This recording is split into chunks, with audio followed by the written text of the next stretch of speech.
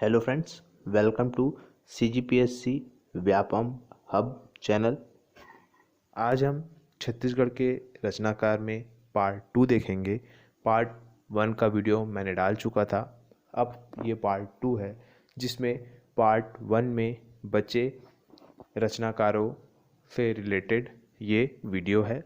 ये वीडियो में जितने भी रचनाकार हैं वो एग्ज़ाम के पॉइंट ऑफ व्यू बहुत ही इम्पॉर्टेंट है। छत्तीसगढ़ में वैसे तो बहुत से रचनाकार हैं, परंतु उन सभी पर चर्चा कर पाना संभव नहीं, तो आप लोग सभी बुक या कहीं ऑथेंटिक सोर्स से बाकी रचनाकारों के नाम पढ़ लीजिए। मैं जो एग्ज़ाम के पॉइंट ऑफ व्यू इम्पॉर्टेंट है उन रचनाकारों को आपके सामने प्रस्तुत करता हूँ। आप इसे ध्यान से देखिएगा, इसे लाइक करें, सब्सक्राइब करें और शेयर करें। चलिए स्टार्ट करते हैं। सबसे पहले हम नरेंद्र देव वर्मा की बात करते हैं। हम पहले जो मैंने पिछले वीडियो में आपने देखा था, जितने सेम सरनेम वाले हैं उनको हम एक साथ याद रखते हैं जिससे हमको याद करने में आसानी होगी। सबसे पहले हम बात करते हैं नरेंद्र देव वर्मा की। नरेंद्र देव वर्मा जो अभी हाल ही में छत्तीसगढ़ राज्य गीत जिनसे लिया गया है, इस कारण वो इम्पोर्टेंट हो जाते हैं। तो चलिए हम सबसे पहले बात करें तो नरेंद्र देव वर्मा की जो कृतियाँ हैं वो है सुबह की तलाश, सोना बिहान, डोला मारू, मोला गुरु बनई लेते और पैगंबर की वाणी और दुनिया अठावरी बाजार रे। तो ये सब इम्पोर्टेंट है, आप लोग याद रखिएगा, बार बार पढ़ने से आपको याद हो जाएगा। इसके बाद हम बात करें परदेसी राम वर्मा का कृतियाँ हैं प्रस्थान, अंगा सिदिया, आवा, मैं बैला नो हो, हमला तय नहीं भरमा जी। ये आवा जो है वो बहुत ही इम्पोर्टेंट है, एग्ज़ाम में पूछ चुका है, आप लोगों को याद रखना पड़ेगा। इसके बाद हम श्रीकांत वर्मा की बात करें तो इनकी कृतियाँ भटका बेग, मगध, झाड़ी, जलसाघर, ये बहुत ही इम्पोर्टेंट है और आप लोग बार बार याद करेंगे तो आप लोगों को याद हो जाएगा। इसके बाद है गजानन माधव मुक्ति बोध, जो कि बहुत ही इम्पोर्टेंट है, CGPSC और व्यापम के एग्ज़ाम में पूछता है इनसे क्वेश्चन। गजानन माधव मुक्तिबोध और पद्मलाल पुन्नालाल बख्शी। सबसे पहले हम बात करते हैं गजानन माधव मुक्तिबोध, जिन्हें छत्तीसगढ़ के प्रथम प्रयोगवाद के जनक कहा जाता है। गजानन माधव मुक्तिबोध को छत्तीसगढ़ के प्रथम प्रयोगवाद का जनक कहलाता है। इसके बाद छत्तीसगढ़ के नीलकंठ, इन्हीं कहते हैं गजानन माधव मुक्तिबोध छत्तीसगढ़ के नीलकंठ है, क्वेश्चन में कई बार पूछ चुका है। इसके बाद अगर हम इनकी कृतियों की बात करें तो इनका जो कृतियाँ हैं, शेखर एक जीवनी प्रथम प्रयोगवाद है, पूछ चुका है। अंधेरे में ब्रह्म राक्षस, चांद का मुंह टेढ़ा है, कमायनी एक पुनर्विचार, भूरी भूरी खाक धूल और साहित्य एक डायरी। इस प्रकार से ये इम्पॉर्टेंट है, आप लोग बार बार पढ़ेंगे तो आपको याद हो जाएगा। इसके बाद अगर हम बात करें पद्मलाल पुन्नालाल बख्शी, जो कि बहुत ही इम्पॉर्टेंट है, इनका जन्म राजनांदगांव में हुआ था। इनकी कृतियाँ जो है, सबसे पहले मैं बात करूं तो क्या लिखूं, झलमलाकारी, सरस्वती पत्रिका, पंचपात्र और कारी। इस प्रकार से ये दोनों ही बहुत ही इम्पॉर्टेंट है, दोनों को आप बार बार पढ़ेंगे तो आप लोगों को याद हो जाएगा। इसके बाद हम अगले साहित्यकार और रचनाओं के बारे में बात करते हैं। आप लोग इसे कॉपी में अच्छे से नोट करिएगा। तो अगले जो रचना साहित्यकार है वो है हरि ठाकुर, केदारनाथ ठाकुर और कुंज बिहारी चौबे।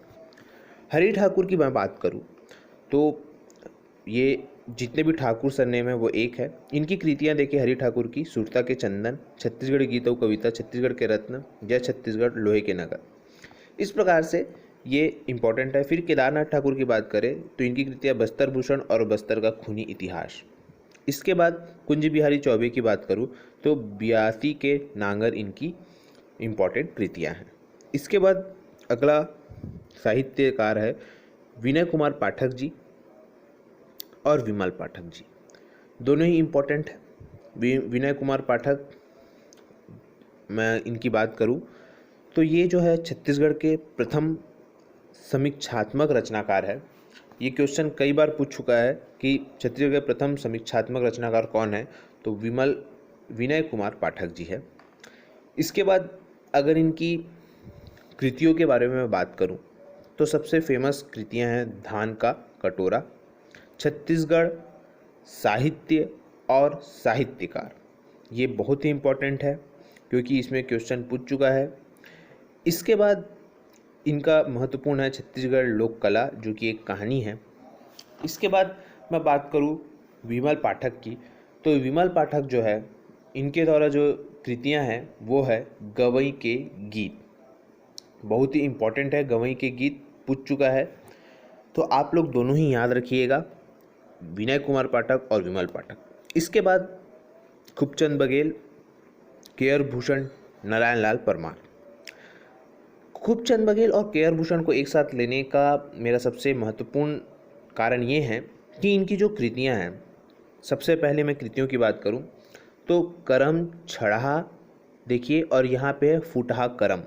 दोनों में कन्फ्यूज़न होता है, इस कारण मैं इन दोनों को एक साथ लिया हूँ, तो आप लोगों जिसे कन्फ्यूज़न ना हो।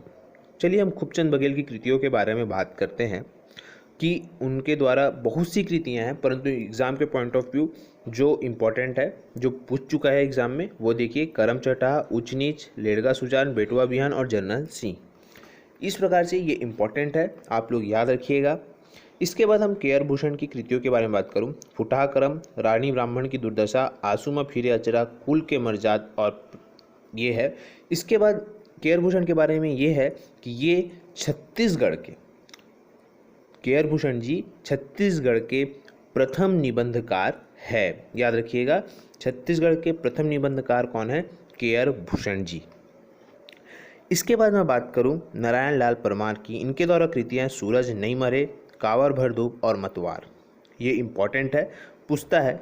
इसके बाद अगले रचनाकार और साहित्यकार के बारे में बात करें तो बाबू रेवाराम और गोपाल कवि, जो कि बहुत ही इम्पॉर्टेंट है, हमारे इतिहास में आपने पढ़ा होगा।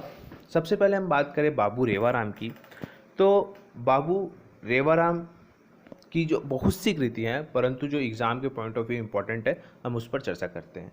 सबसे पहले मैं बात करूं तो रतनपुर का इतिहास, रामाश्वमेघ जो कि इम्पॉर्टेंट है, रामायण दीपिका, रत्न परीक्षा, ये जो है र से जितना भी सामने का है हम उसे एक साथ लिख लेते हैं, याद करने में आसानी होगी।